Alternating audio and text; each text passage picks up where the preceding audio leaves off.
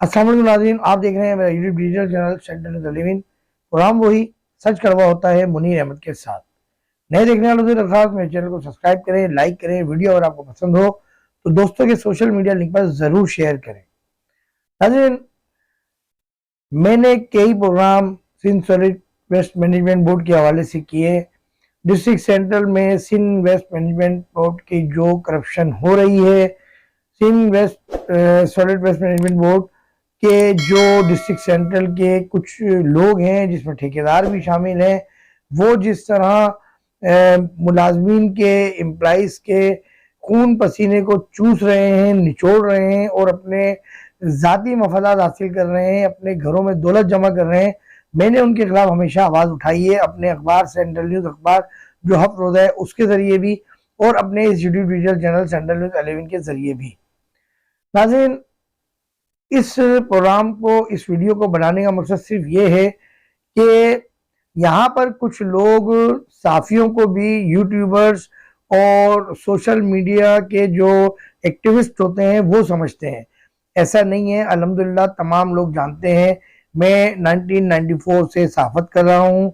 मेरा अखबार है सेंट्रल न्यूज़ जो वीकली है और सिंध इंफॉर्मेशन डिपार्टमेंट ने जिसका डिक्लेरेशन दिया है, और अल्हम्दुलिल्लाह मैं सहाफ़ी हूँ।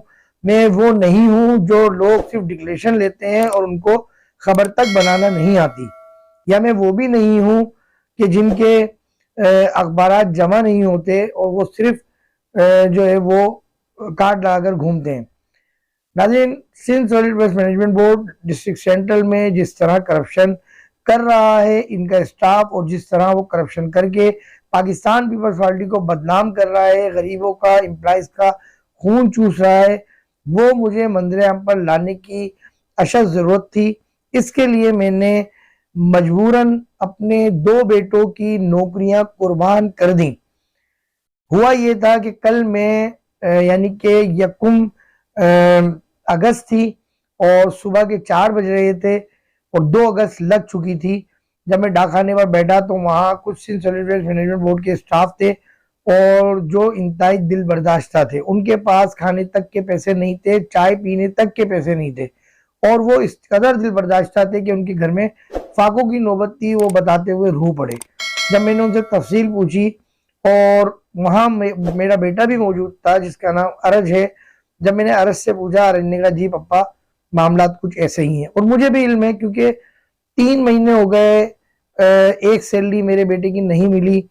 एक सैलरी 22-25 दिन से ज़्यादा, एक दिन की सैलरी यानी कि 45-40 दिन हो गए, तो वो एक सैलरी मुझे जो है मिली 18 दिन की मेरे बेटे की।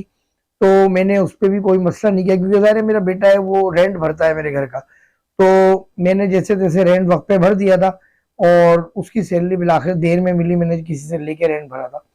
अच्छा, अभी भी यही हुआ है कि 2-3 महीने हो चुके हैं और उसकी सैलरी नहीं मिली थी, और पर्सनली किसी ने सपोर्ट किया, मदद की, और उसको 30,000 रुपये बगैर हिसाब किताब किए उसको मेरे बेटे अरज अब्बासी को दिए गए।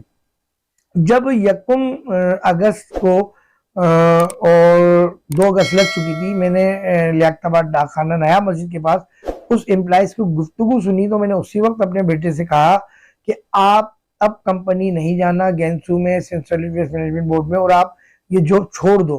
क्योंकि मुझे मजबूरन, एक मेरा छोटा और बेटा था वो बैकलाइन में काम करता था, उसको भी मैंने मना किया कि आप नहीं जाना क्योंकि आप 2 मेरे बेटे हो। लेकिन वहां पीछे हजारों एम्प्लॉयज हैं जिसकी वजह से मुझे ब्लैकमेल किया जाता है और मैं मजबूरन उनकी आवाज नहीं बन पा रहा। और वही हुआ जब मैंने, आप लोग हाजिरी चेक कर सकते हैं, मेरा बेटा 1 को भी नहीं गया, 2 अगस्त को भी नहीं गया। और जब वो नहीं गया और मैंने फिर जाहिर खबर ऑन एयर की मैंने सोशल मीडिया पर, तो मेरे पास एक मेरे दोस्त का फोन आया और उन्होंने कहा यार आप खबर चला रहे हैं ये वो। मैंने बोला देखो, बात 200-300 की नहीं है, बात यह है कि मैंने 2 बेटों की नौकरी कुर्बान कर दी। अब मैं ब्लैकमेल नहीं होऊंगा, अब मैं उन हजारों लोगों की आवाज बनूंगा जो पूरे कराची में Sindh solid waste management board के और गेंसू और हेंजू जो भी कंपनियां हैं उनके एम्प्लॉइज हैं। देखिए मैं बताता हूँ, मैं ये मुख्तसर वीडियो बना रहा हूँ और बनाने का मकसद क्या है ये भी मैं आपको बताऊंगा, एंड तक वीडियो देखिएगा। मेरे दोनों बेटों की जान को खतरा है ये मैं बताता हूँ, वीडियो एंड तक देखिएगा, मैं आपको बताता हूँ। देखें, जो आपने तपती धूप में सड़कों पर बेचारी लेडीज को देखा होगा, जिसमें हमला लेडीज भी शामिल होती हैं, हो सकता है मेरी इस वीडियो के बाद वो चेंजिंग कर दें। और बूढ़ों को भी देखा होगा, नाबालिग बच्चों को भी देखा होगा, अफगानियों को भी देखा होगा। वो तपती धूप में सख्त गर्मी में झाड़ू लगाते हैं। उन पे हुक्मरानी ऐसे होती है जैसे वो जर खरीद गुलाम है और हाईजेक हुए हों। इतनी गालियां बककर उनसे काम कराया जाता है। लेकिन 2-2 महीने 3-3 महीने हो जाते हैं, गेंसू कंपनी, हेंजू कंपनी, जो डिस्ट्रिक्ट सेंट्रल में गेंसू कंपनी है, वो इनको सैलरियां नहीं दे रही वक्त पे। अभी भी 2.5 से 3 महीने हो चुके हैं, सैलरियां नहीं मिली, सुपरवाइजरों को भी सैलरियां नहीं मिली। इस दौर में तनख्वाहें बढ़ती हैं महंगाई को देखते हुए, लेकिन यहाँ इस दौर में तनख्वाहें कम हो रही हैं। जिन सुपरवाइजरों की तनख्वाह 1200 थी उनकी 1500, जो 1500 थी उनकी 1200 कर दी गई है। जो आप सड़कों पर देखते हैं तपती धूप में सख्त गर्मी में जो स्वीपिंग करते हैं, ये झाड़ू लगाते हैं, ए शिफ्ट, जो ए शिफ्ट होती है यानी जिसको नौकरी की शिफ्ट कहते हैं, उसमें इनकी 550 रुपए पर डे मिलती है। फिर बी शिफ्ट लगती है, 450 उसमें मिलते हैं। यानी अगर ये दो बेचारे ड्यूटी करते हैं 18 घंटे की, तो इनको 1000 रुपए मिलते हैं। जबकि हमारे प्राइम मिनिस्टर, सीएम साहब, जो सिंध के वज़ीर आला हैं, सीएम चीफ मिनिस्टर, उन्होंने अलीउल ऐलान कहा है कि 32-38 से 42,000 तक की सैलरी होनी चाहिए। वो नोटिफिकेशन आप इस वीडियो में चलता हुआ देखेंगे मेरे एडिटिंग रूम में, अगर वो होगा मौजूद लाइब्रेरी में तो वो आप वीडियो पे देख रहे होंगे। इसके अलावा ये सैलरियां जो बांटते हैं, ये प्राइवेट ठेकेदार बांट रहे हैं।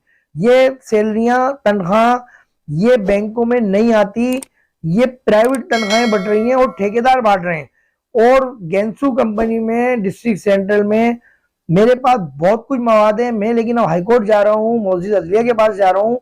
मैं इसलिए इसमें नहीं बताऊंगा क्योंकि मुझे ब्लैकमेल किया गया है, इसलिए मैं ये वीडियो बना रहा हूँ। क्या ब्लैकमेल किया गया है, मेरे बच्चों की, मेरी जान को क्या खतरा है, मैं भी आगे चल के बताता हूँ। फिलहाल जो तनख्वाहें हैं, ये तनख्वाहें ठेकेदार खा रहे हैं, ये तनख्वाहें जो है और लोग खा रहे हैं। मैं नहीं पूछ सकता, मेरे पास सोर्सेज हैं, मेरे पास जराए हैं, कुछ शवाहिद हैं, उनकी बुनियाद पर मैं काम कर रहा हूं। जब मैं कोर्ट जाऊंगा, कोर्ट हर चीज तलब करेगी और ये वहां पर हर चीज देने के जवाब दे होंगे।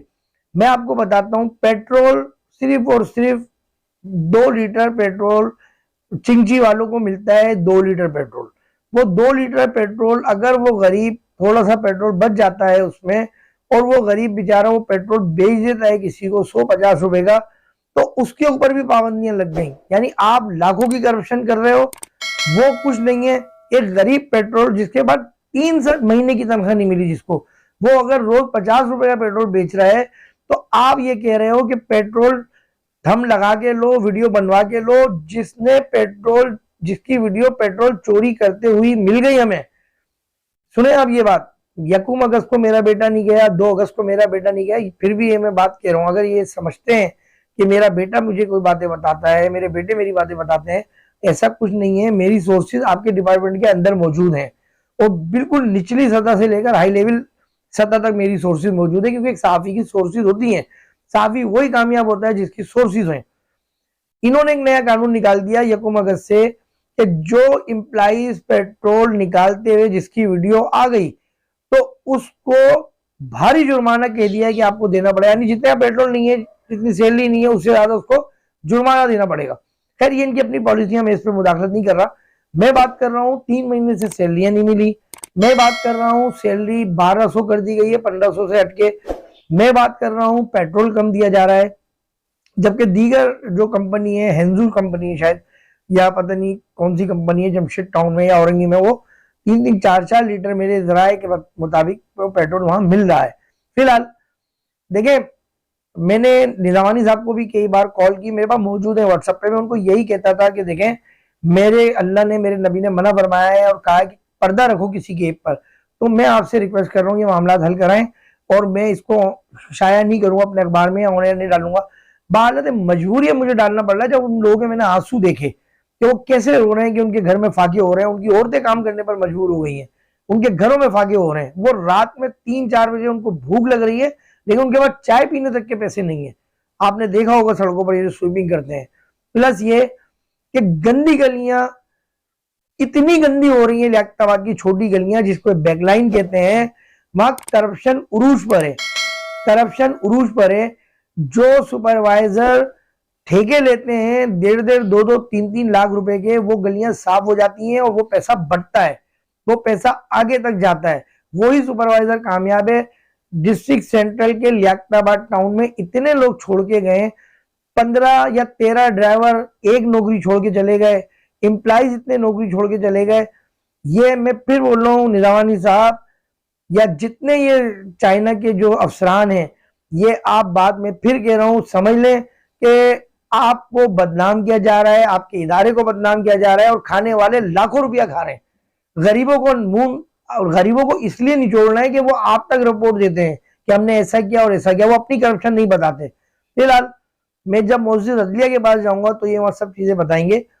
तो इन्होंने मेरे एक दोस्त के जरिए, मेरे मोहसिन भी हैं, उन्होंने उनके जरिए पहले भी मुझे कॉलें करवाई, फिर कॉलें करवाई कि आपके बच्चे भी जॉब करते हैं। फिर वो मुझे कह रहे हैं यार वो अगर साइबर क्राइम में जाएंगे, हो सकता है उनको किसी ने कहा हो, या हो सकता है मेरे दोस्त ने अपनी बात की हो, मुझे नहीं पता, मुझे मशवरा दे रहे हो या मुझे डरा रहे हो मेरे दोस्त।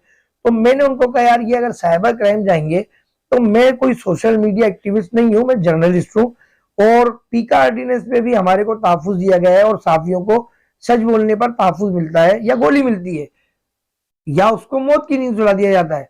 तो मुझे या तो इंसाफ मिलेगा या इनमें से कोई भी काम हो जाएगा, लेकिन मैं अपनी सच की आवाज अब नहीं रोकूंगा। मैंने अपने 2 बेटों की नौकरी कुर्बान की, मुझे कोई परवाह नहीं है, मैं लेकिन 2000 लोगों की आवाज बनूंगा, और मैं उन 2000 लोगों के लिए जद्दोजहद करूंगा। देखिए मैं आपको क्लियर बता रहा हूं, इंतहा से ज्यादा करप्शन है, इंतहा से ज्यादा। और इतनी ये ट्रांसफर पोस्टिंग कर रहे हैं क्योंकि जाहिर है वो लोग समझ जाते हैं थोड़े दिनों में कि क्या मामला चल रहा है। जब वो समझ जाते हैं वो कुछ आगे बात करते हैं। जैसे एक छोटी सी मिसाल दे रहा हूँ, क्योंकि अगर जेन्युइन बात बता रहा हूँ बिल्कुल, कि अगर कोई एसएचओ अपने थाने की रिक्वायरमेंट लिख के देता है ना आगे, तो उसको ट्रांसफर पोस्टिंग कर दी जाती है कि आपको यहाँ ज्यादा तकलीफ है, आप वहां चले आओ।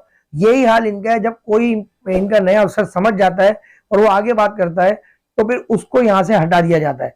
1.5 से 2 महीने में इतनी ट्रांसफर पोस्टिंग हुई है यहाँ पर, हद से ज्यादा। कई लोगों को हटाया गया, कई लोगों को यहां से उनकी नौकरियां खत्म कर दी गई, लेकिन जो करप्शन है वो नहीं रुक रही है। करप्शन अपनी जगह मौजूद है। खैर हम हाईकोर्ट जाएंगे इंशाल्लाह, हमारी एक एनजीओ भी है, उसके जरिए हम हाईकोर्ट जाएंगे, और हाईकोर्ट जाकर हम सारा खुलासा वहां करेंगे और हर चीज बताएंगे हम वहां पर।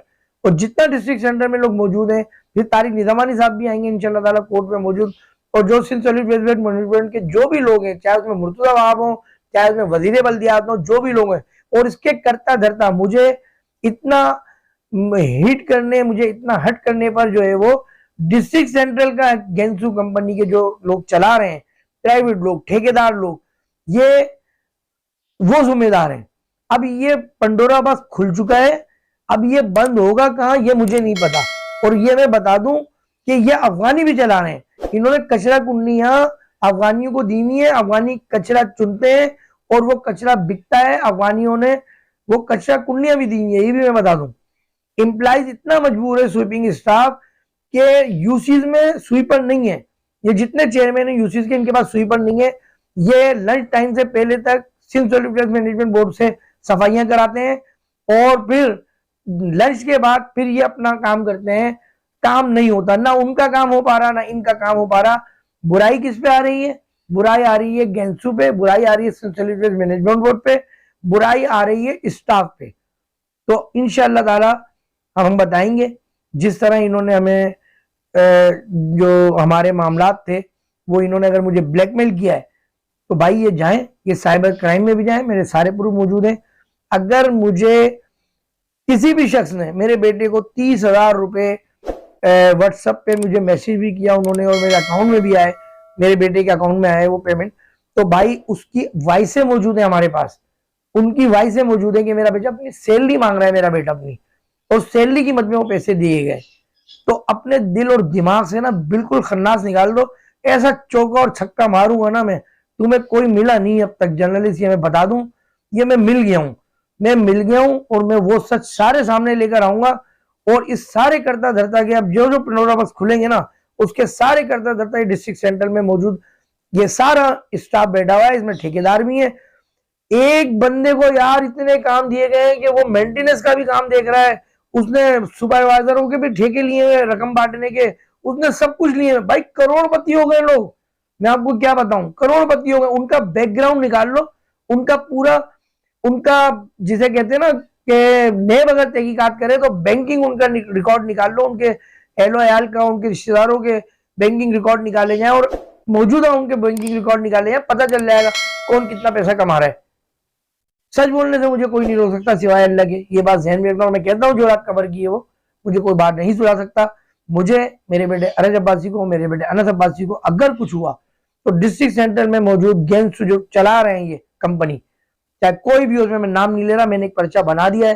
वो पर्चे कहते हैं उन सबको जो है वो तफ्तीश के जरिए में लाया जाए। और इस मैटर में जो मेरे पास कॉलें आई हैं, जो भी मेरे साथ हुआ है वो मैंने सब एक पर्चे में लिखा है। मुझे, मेरी फैमिली को कुछ हुआ तो वो लोग जिम्मेदार होंगे, मेरे दोनों बेटों को कुछ हुआ तो वो जिम्मेदार होंगे। और ऐसी नौकरियां मैंने हमेशा, मैंने अपनी पीटीसीएल नौकरी यार 94 में मैंने अपनी पीटीसीएल नौकरी जो है लात मार दी थी। मैंने कहा था मैं नहीं होऊंगा इस तरह ब्लैकमेल, मैं आज ये नौकरी छोड़ के जा रहा हूँ। अल्हम्दुलिल्लाह मैंने छोड़ दी। उस वक्त मेरी तनख्वाह 2700 रुपये थी, अगर आज में होता तो कितनी तनख्वाह होती मैं। लेकिन बात यह है, मैंने कभी अपने उसूलों पर सौदा नहीं किया, हक और सच पर सौदा नहीं किया मैंने। अपना बहुत ख्याल रखिएगा, दुआ कीजिएगा पाकिस्तान ताकि हम सलामत रहे, पाकिस्तान के तमाम इदारे सलामत रहे, पाकिस्तान की फोर्सेज के गुमनाम सिपाही हमारे सलामत रहे। अपना बहुत ख्याल रखें। अस्सलाम वालेकुम रहमतुल्लाहि व बरकातहू।